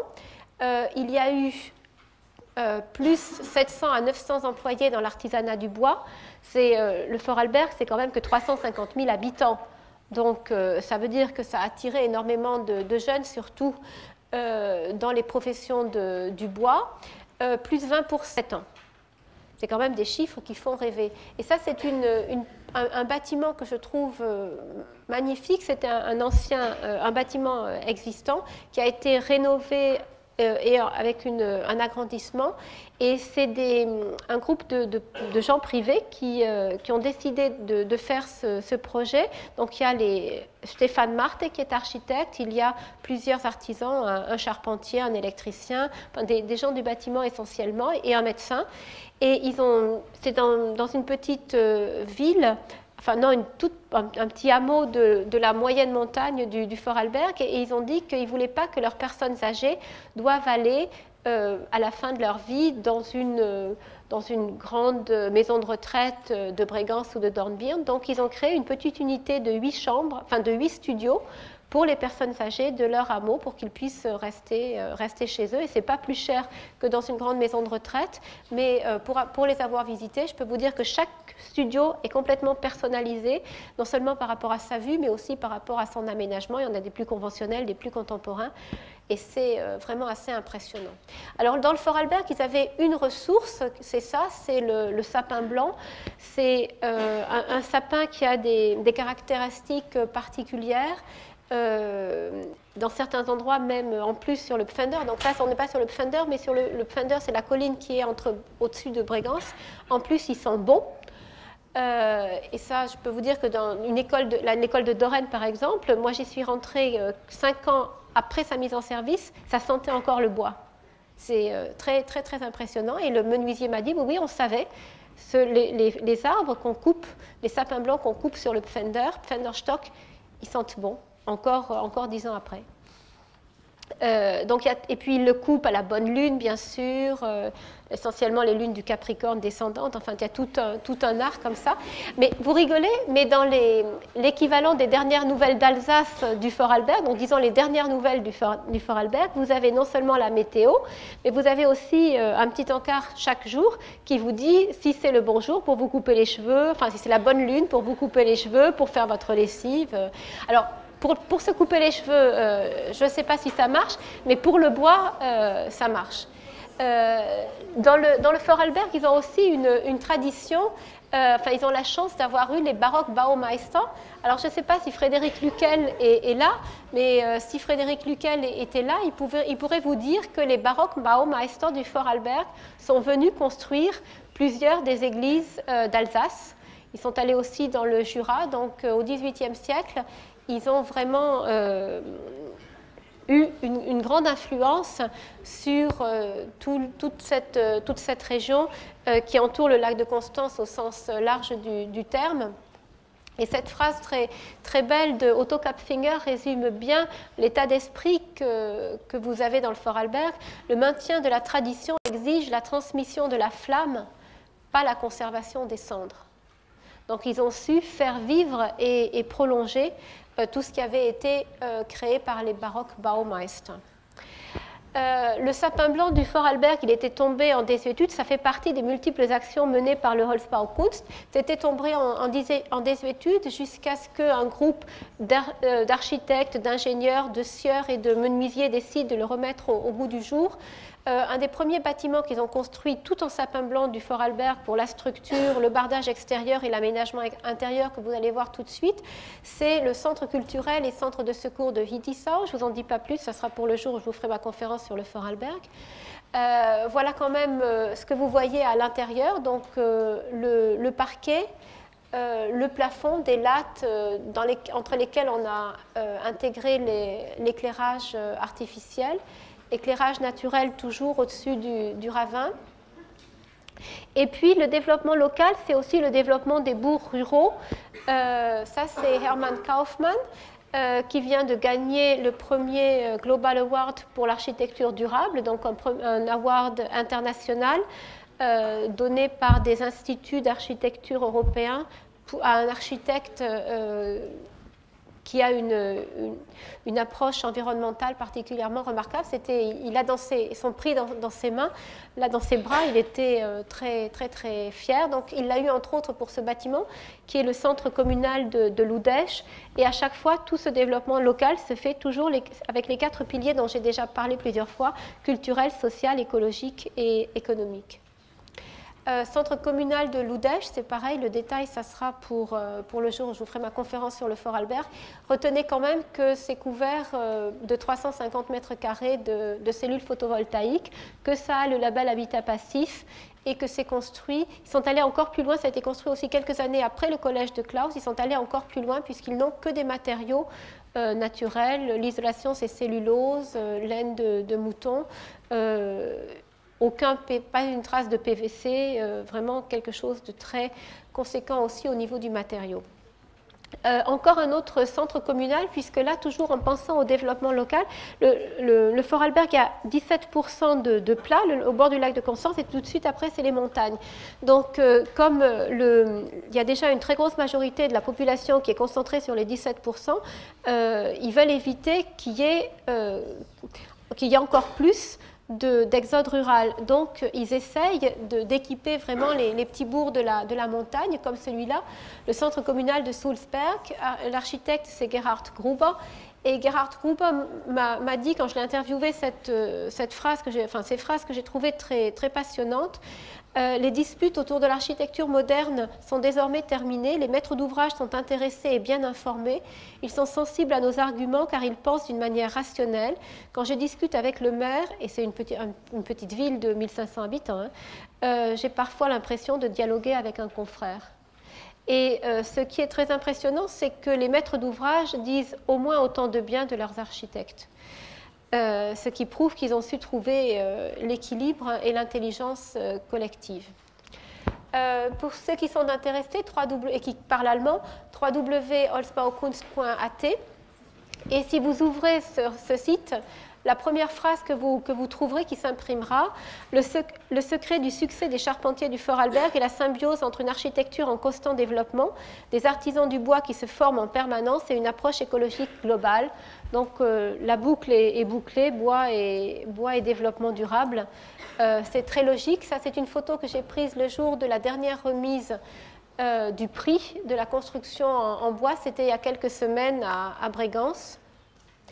Et pour terminer, je vous passe juste les images parce que je n'ai pas participé au chantier, mais cet ami qui s'appelle Jean-Yves Riot, qui est maître charpentier, m'a envoyé des photos à son retour du Cameroun et j'ai trouvé ça tellement beau que j'en ai fait un petit PowerPoint et que j'en profite pour vous le montrer. Alors bien sûr, dès qu'on parle d'utilisation du bois tropical, il va y avoir la discussion qui va venir, puisqu'après on va avoir quelques dizaines de minutes ou quelques minutes de discussion. On va me parler de la forêt tropicale. Alors je sais qu'il y a des problèmes, des exploitations criminelles en Afrique. C'est mon ami l'ingénieur bois Jacques Anglade qui m'a offert ce bouquin-là. Je sais aussi que les termites sont arrivés en France par Bordeaux et un peu aussi par Nantes, qui sont les deux ports d'importation des bois tropicaux, sous forme de grumes en général, ce qui me fait dire quelquefois qu'on se prend le boomerang dans la figure, c'est-à-dire que si on avait eu la générosité de laisser la plus-value sur place en Afrique ou dans des pays d'Amérique centrale et d'importer des sillages au lieu d'importer des grumes encore pleines d'insectes, on n'aurait peut-être pas l'immense problème qu'on a aujourd'hui parce que les termites représentent un très grand problème. Je sais aussi qu'au nord, l'utilisation des bois tropicaux doit rester une exception. On peut faire des choses magnifiques avec des bois tropicaux, comme c'est la charpente de la Drac d'Aquitaine à Bordeaux, architecte Lajus Brochet-Pouillot. C'est du lamellé collé bicolore avec du coteau et du dark red Meranti. Bon, alors des choses comme ça, oui. Mais par contre, au sud, l'avenir de la construction écologique est ailleurs. Ça, c'est mes étudiants de Nancy en train de faire de la bauge aux ateliers de l'île d'Abo. On a passé 3 jours au Festival des Grains d'Isère et vous voyez que je fais quand même quelquefois des infidélités au bois puisque là, je suis en train de faire du pisé. Alors, après cette petite discrétion pour vous dire que je connais les problèmes liés aux bois tropicaux, mais quand on travaille avec des bois tropicaux sur place, là, on fait du développement local parce qu'il faut savoir que ces gens-là, autrement, ils construisent avec du ciment importé. Donc, c'est peut-être plus intelligent de leur apprendre comment se servir au mieux de la richesse qu'ils ont sur place. Donc, implantation et fondation. Donc, c'est une église qui a été construite l'année dernière au Cameroun. Bûcheronnage, vous voyez 90 mètres cubes, Tali, Kosipo et Mukulangu. Avant que Jean-Yves Riot m'en parle, j'avoue que j'en avais jamais entendu parler. Vous voyez ce que c'est comme bois, c'est du bois très dense, très sombre, très résistant. Préparation en atelier, donc il y a eu certaines parties de l'église, en particulier les poutres treillis qui ont été montées en atelier.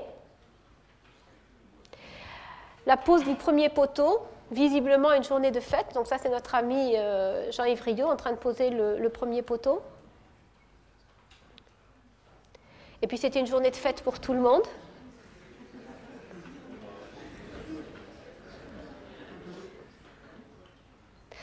Pose de la charpente. La portée maximale, c'est 44 mètres. Donc, vu les engins qu'ils avaient, c'était quand même assez impressionnant. La charpente déjà bien avancée. La charpente terminée, donc avec l'équipe. La construction du clocher, contrairement au reste qui était préparé en atelier, là c'est un atelier forain, c'est-à-dire qu'ils ont construit sur le site et puis après ils ont levé.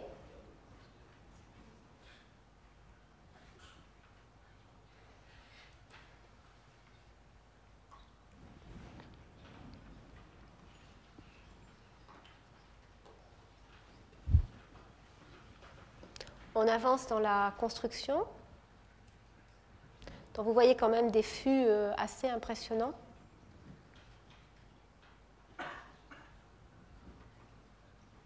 Un mur à claustras. On va voir ce que ça donne tout à l'heure dans l'église terminée.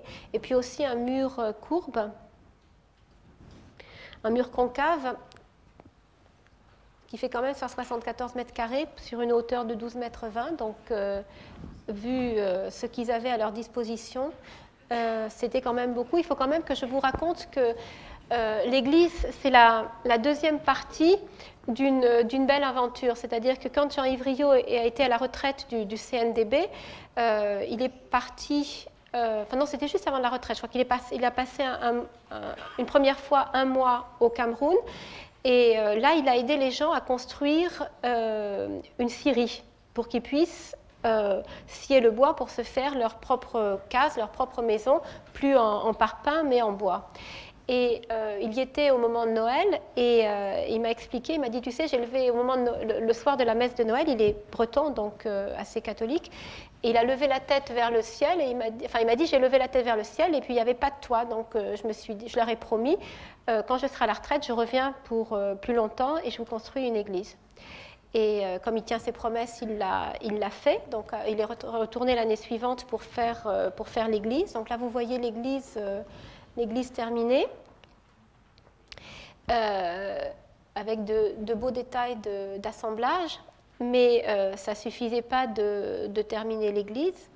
Encore que là, vous voyez une citation de Bernard de Clairvaux, parce qu'on a beau aimer le bois, on peut quand même être très admiratif de ce grand spécialiste de la construction en pierre. Qu'est-ce que Dieu? Il est tout à la fois longueur, largeur, hauteur, profondeur. Ces 4 attributs divins sont l'objet d'autant de contemplation. Bernard de Clairvaux, merci. Et voilà l'équipe. Parce que cette église que vous venez de voir, elle a été construite en 2 mois par 10 hommes et 20 bras. C'est une belle équipe quand même, non?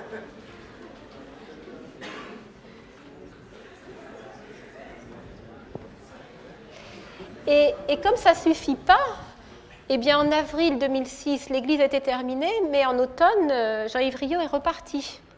Il est reparti pour faire l'estrade et le mobilier. Donc voilà, ils ont dessiné ensemble le lutrin, tabouret, les chaises.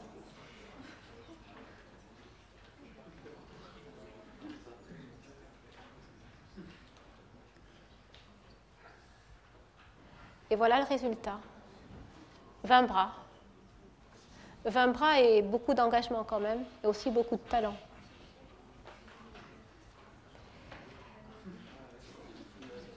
Et à Noël 2006, eh ben, c'était terminé. Et on a commencé avec un artisan. Alors on finira avec les mains qui pensent, parce que la main parle au cerveau aussi sûrement que le cerveau parle à la main. Donc, artisan, architecte, les mains de l'architecte. Il y a un très beau livre de Le Corbusier là-dessus. Merci de votre attention. Je suis ouverte à toutes vos questions.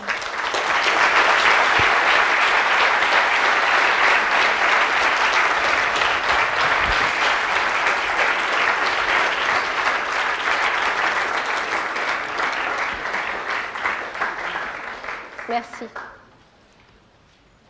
Alors, on a peut-être un micro. Qui veut commencer? C'est la première qui est la plus difficile. Donc, quelqu'un se dévoue pour la première et puis après, les autres suivent.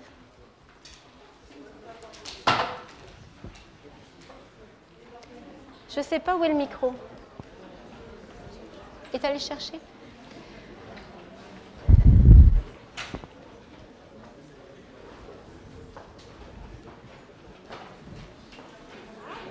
Ça va? Le marathon. Un peu, oui. Bravo.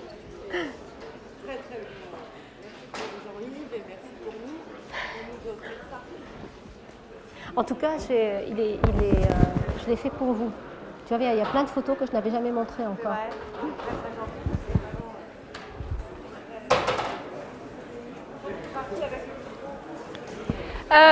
Si quelqu'un a envie de poser des questions. Moi, je crois que c'est bien.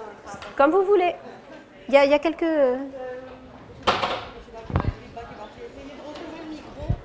D'accord.